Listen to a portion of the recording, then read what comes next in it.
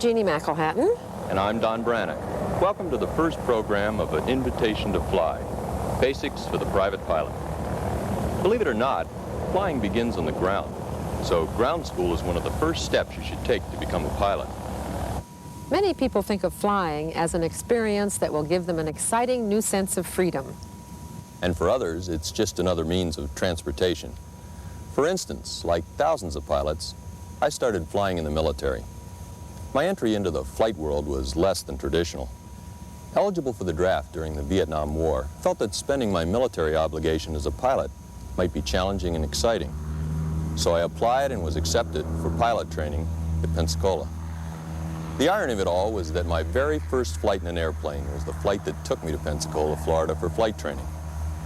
Over the next 13 months, I continued with the Naval Aviation Flight Program. And upon graduation in 1969, I was awarded my first choice of duty stations as an instructor in the Advanced Training Command of the Naval Flight Training Program.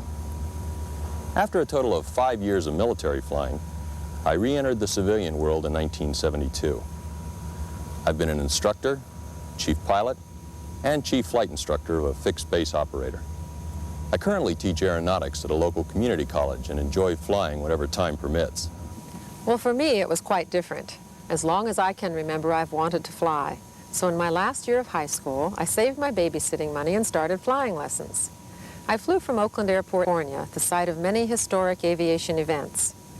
We didn't have the benefit of formalized ground school at that time, and much learning was by osmosis and just doing it.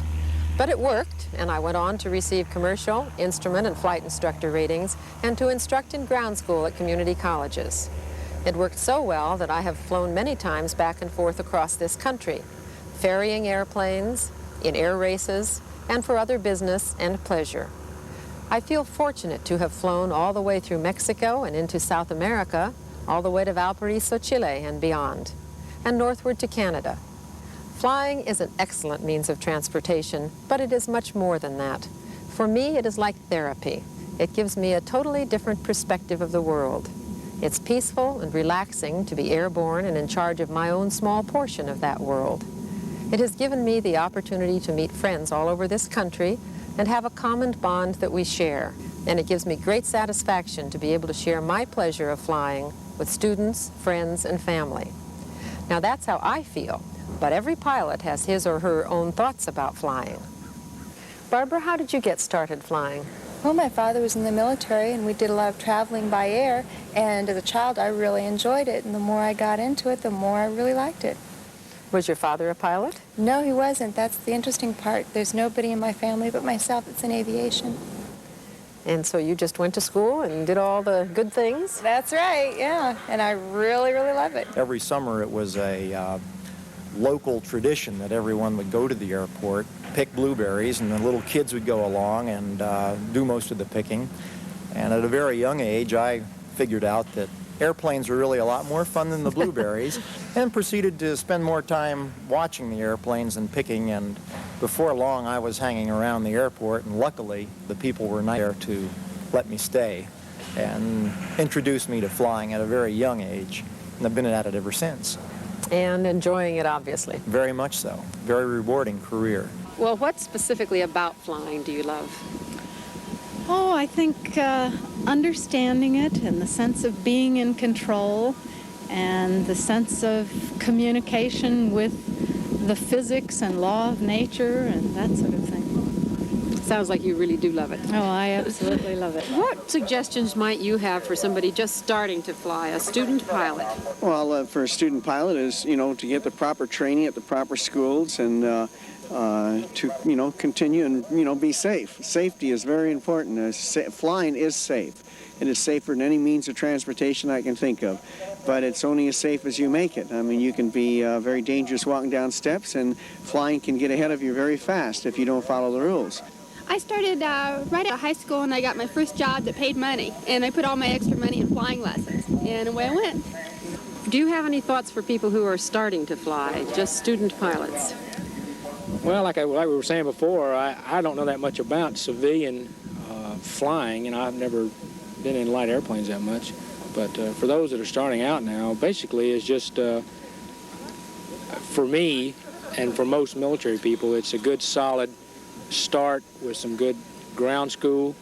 You know, you've got to know what you're doing prior to getting into the air. What other suggestions would you have for someone just starting out as a student pilot? First of all, they have to start with the right school. It's very important. They shouldn't go to a friend and say, "Oh, I'm going to teach you a few tricks and things like that." They should start with a good school. They know the material is well maintained and things like that. And they should work hard also. Their ground school and their books, and really know there is a lot to know about aircraft. It's very interesting. It's engine is very rewarding, but it's not hard. Everybody can do it, but you have to work at it. You just can't go and jump in the aircraft and think that you can fool around and show off your friends. You have to learn. What kind of suggestions would you have for a student pilot who's just getting started? Well, if they're enjoying it, work hard and stick at it. A career in aviation is just the greatest way to make a living that I can think of.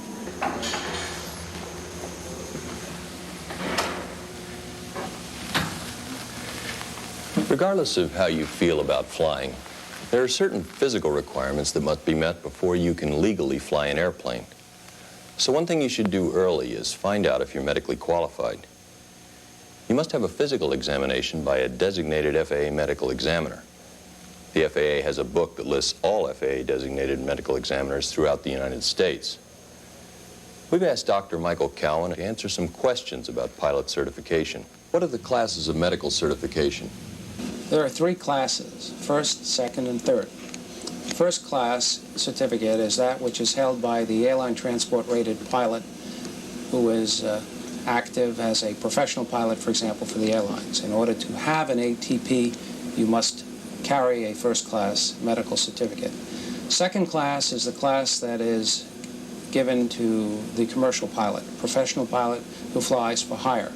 And the third class is a class that is borne by the private pilot in order to exercise the privileges of his airman's certificate. First class is good for 6 months. It automatically becomes a second class at the end of that time through the entire year. And the third class ensues after 1 year is up automatically, and that is good until the end of the 24th calendar month after issuance of the certificate. What are the requirements to be eligible class medical certificate?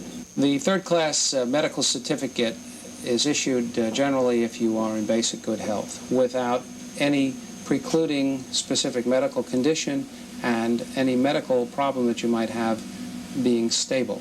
There are certain specific medical conditions which are not eligible for certification, and I'll go into that in a minute. The vision must be 2200 corrected to 2030 or uncorrected 2050 for distant vision. For near vision, it must be 2050 uncorrected. The color blindness requirement is that you have normal color vision. If you have abnormal color vision, you can receive a waiver if you can distinguish aviation red, green, or white by color signal control. And there are various tests which can be administered to demonstrate this ability. Or indeed, you can have a demonstrated ability certification through your local GATO office. Basically what they do is they have the tower flash the lights at you, and when you distinguish aviation red, green, or white, they issue the waiver. Your hearing, you must be able to hear the whispered voice at 3 feet.